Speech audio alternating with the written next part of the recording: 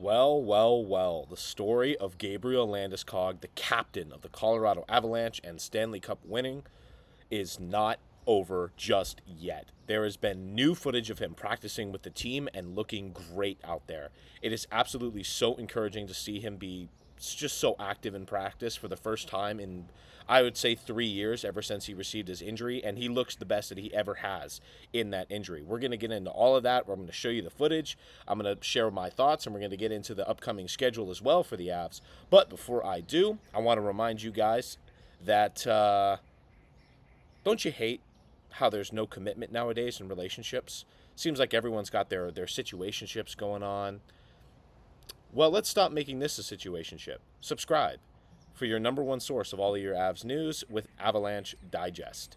So we are absolutely here for you guys, and you'll never have to look again for your source of number one news. First, I also do want to give a shout out to Irish in the last video. He mentioned that the audio problems were there, and I didn't realize that, so I'm definitely never going to let that happen again in the future, but shout out to him for letting me know about that. But let's get right into the footage.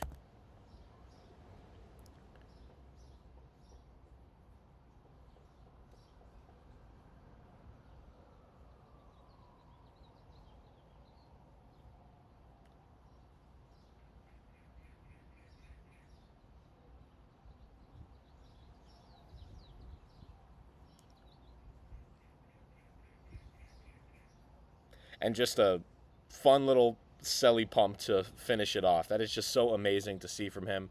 He is just playing so well, and you can see it. That edge work is the best he's ever been, and that footage actually comes courtesy of Brendan Vaught. Sorry if I butchered that name, but he also made this reply as well. And as a person who is pretty active in the Avs practice and is a pretty good insider, if you ever want to follow someone that covers the Eagles and the Avs, he's actually a very good source.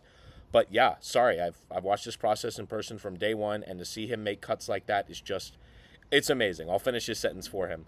But it is just so encouraging to see and so amazing to see, because it has just not been fair to Gabriel Landeskog these last few years. You have guys that are just bums in this league. You have dudes that do not deserve to be cashing NHL checks, that are just, like bottom of the league tier players that are just walking into the bank and receiving money and playing the game that they love. And then you have Gabriel Landeskog, just one of the best humans in the organization too, and in the league, just not even be able to play. And it's just so tragic to see. And especially because we've pretty much missed a lot of the years of his prime as a guy that hit 30 twice in his career, as a guy that deserved to be on this cup run. I mean, think of how many of the last few years of hockey have been sabotaged because of this, and it's just so unfair to Gabriel Landeskog, and that's why I'm so glad that this organization has given him the chance that he deserves in order to play for the Avs, because I believe firmly he is the next GM of the Colorado Avalanche. When he was drafted, GMs were saying that. They were saying, oh, that's a future GM right there. It felt like he was one of the staff when we were interviewing him as an 18-year-old. We were like, oh my God, what a player that blew us away, and then obviously blew the Avs away too, since they took him second overall. So just absolutely just an amazing human, and I'm so glad he is back on this team. But on a little bit of a lighter note, I wanted to share something with you I thought was absolutely hilarious. So Nathaniel Rudolph over at DNVR, every single time Brock Nelson scores a goal, in this case, this is the example of the shootout, he tweets something like this, which is just like an old-timey letter you'd see, which is kind of a knock on Brock Nelson's age, especially the gray he had in his hair, which was rough to see. But yeah, so go ahead and follow him over there, because every single time Brock Nelson scores a goal, he tweets something like this, and it is just hilarious.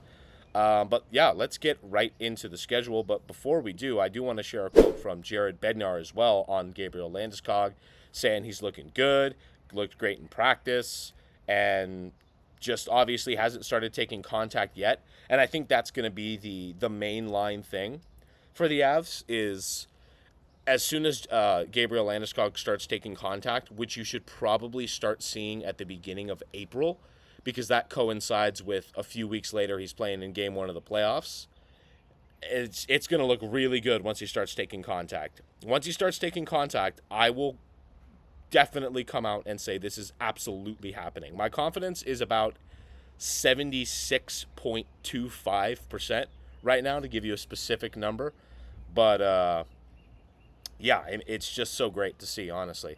And once he starts doing that, my confidence is going to go up to 99%. Just saying right there. And we're all going to cover it right here. So don't forget to stay subscribed and stay watching. But yeah, let's just talk about the Avs' upcoming schedule. I mean, really, the Avs got rid of a lot of their hard opponents early on. So really, for the last bit of March and the last bit of April, they're kind of just coasting. And weirdly enough, the Avs are actually off. I know it doesn't show it here, but in April, they get done like 4 days before everyone else. So the Avs actually get to stop playing fairly early in comparison to other teams. So that's also kind of a plus to get in the rest, to get guys ready and just get all the injuries just kind of healed out before playoffs, because there are absolutely guys on this team that are just still injured or playing through stuff. Definition of hurt, not injured. So they're playing hurt right now. I guarantee you. I think McKinnon probably has something going on. He might be sick. There was a bit of an illness walking around. I think Blackwood got it too. Something like that. But get extra time off helps the team to just, sit back and breathe and start doing that kind of rest and relaxation, a little bit of R&R right before the playoffs start. But yeah, just getting right into it. I mean, the Blues are coming up next. The Blues are kind of out of a playoff spot at this point in the West, although they're definitely going to be fighting for it. I think they're only a few points behind, so that's definitely going to be a bit of a crawl. Today's game is obviously the Red Wings. They're probably the furthest bubble team in the playoff bubble back from winning. I mean, we got Montreal and the Senators are currently occupying the wild card spots, which, if you ask me, that's actually who I'd want to go in there. I mean, even though Montreal kind of almost torched the Avs last game, I'm still rooting for them. I love that organization. I love their prospects. Ivan Demidov is amazing. So I'm so hyped for Montreal. And the Bell Center is just rocking. So I'm excited to see that organization thrive. But, yeah, we got the Red Wings coming up, longtime rival of the Avs. That team is floundering right now.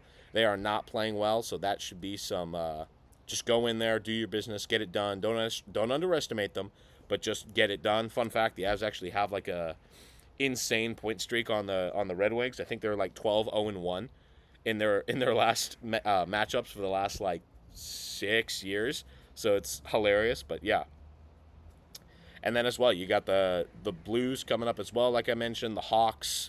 The Avs better not lose to them again. Just that's unacceptable. They're a bad team. Go in there and beat them up. The Blues again, which depending on how the playoff race unfolds for the Blues, I know the Blues play Montreal tonight as well. So depending on how big of that game has serious implications for the playoff bubble race.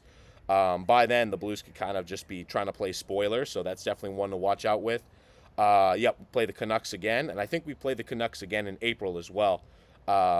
And that's a team that is, I think the Avs have lost twice to this season, so you're definitely going to want to go in there, have a chip on their shoulder, just play them hard and play them well. The Ducks, that's also a bad team. That should not be an issue whatsoever.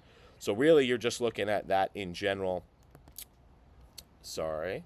Really, you're just looking at the rest of the schedule and saying, go in and take care of business. They're worse than you, but don't underestimate them whatsoever. Don't get too cocky, and the Avs are going to close out this season pretty nicely.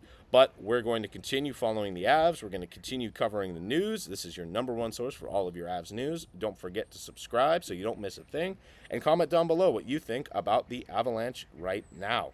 Personally, I can't love it any less. Have a good one.